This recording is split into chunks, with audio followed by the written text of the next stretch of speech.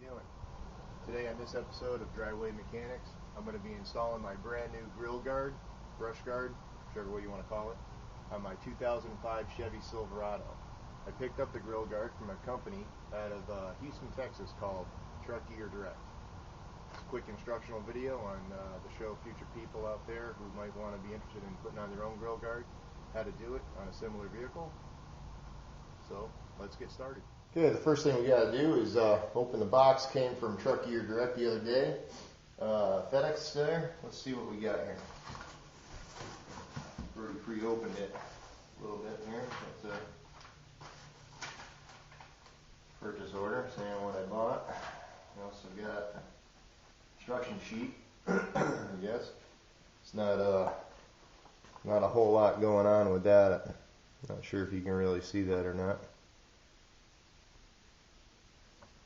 But we'll see how it goes. Anybody with half a wit should be able to finish this, fix it up here. This isn't a one piece. This is in several pieces, as you can see. So it's going to take a bit just to get this unpackaged, see what I got, and go from there. Okay, as you can see, the box is now empty. They did a pretty good job unpacking everything, and as you can see, this is everything that was contained in the box. Got it kind of exploded out on the lawn here. I just put it on the lawn just to kind of keep it from getting scratched up. Obviously the pavement's a little bit more tougher to, it's going to scratch it up. Like all of our various brackets, comes with both types of brackets for the heavy duties and the light duty as well. And all of the parts that will eventually make one completed grill guard.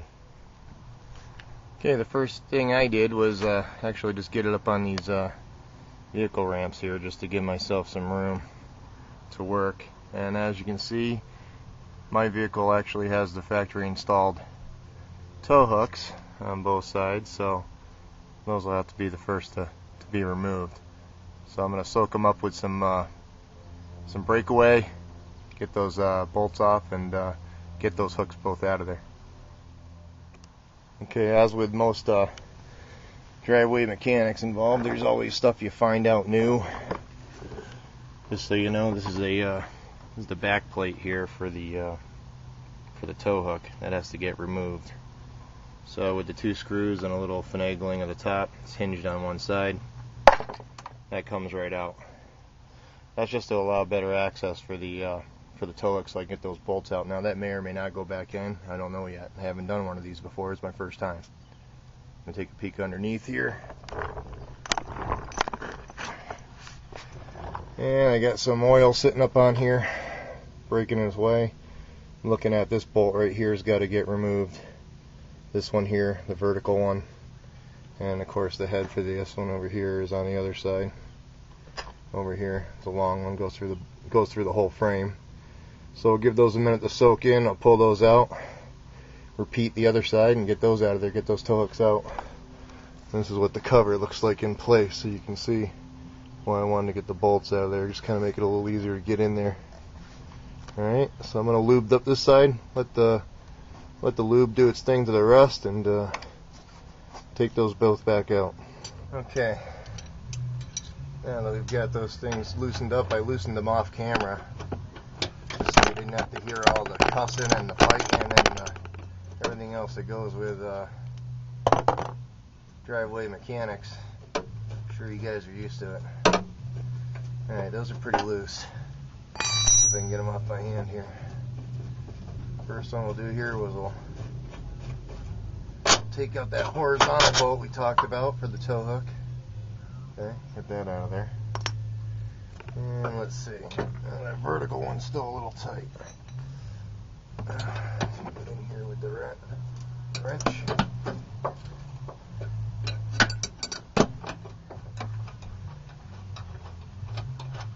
Alright, that one's out. And this tow hook should come right out.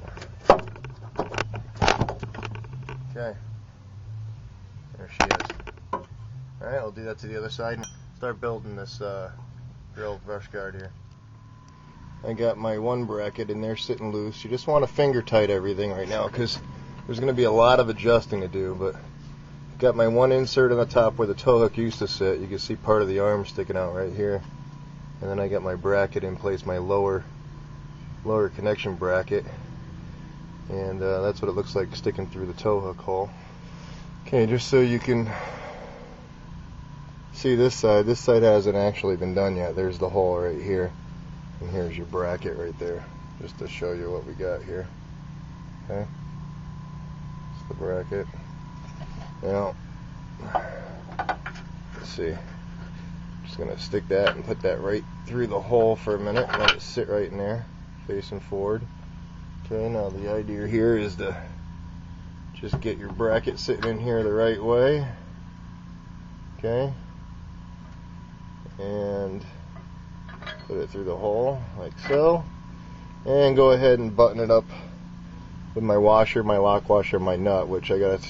Let me turn off the camera here. I don't have a camera crew here, so I'm gonna stop this while I do that.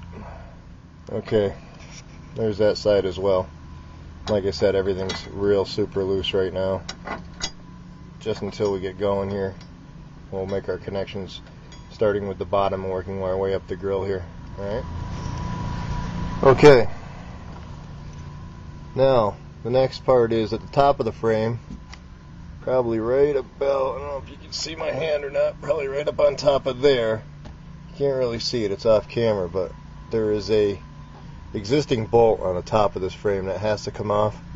And we're going to install, let's see, we're going to install this bracket right here on both the left and the right side accordingly. Okay, that's going to go in and we're going to use the existing bolt. Okay. Right now you can just see that's loose sticking out. And the bracket I had talked about on top, I don't know if you can see in there, but there's one bolt right on the top of the frame that you gotta get out, and that's kind of how it's gonna stick out of there, out of that grill for now, leaving it loose. Like I said, good luck with that bolt for those of you who do not have an air ratchet or any air tools. In fact, putting the socket on the bolt, that's how I actually got to loosen this out. I reached my hand in here and actually pulled it through, or pushed, or what I need to do to break the bolt and then do that. So a little bit tougher for those of you without air tools like myself. So, you know, hint to my wife, if you're hearing this, like, an air compressor is probably definitely on the Christmas list. But yeah, so right now we're gonna leave it like that. You can kind of see how that's gonna kind of start to shape up there, you know, just to get an idea. We're going to repeat this for the other side, and then we'll be able to start to put on all the outside pieces and leave them all loose until the final connections are made.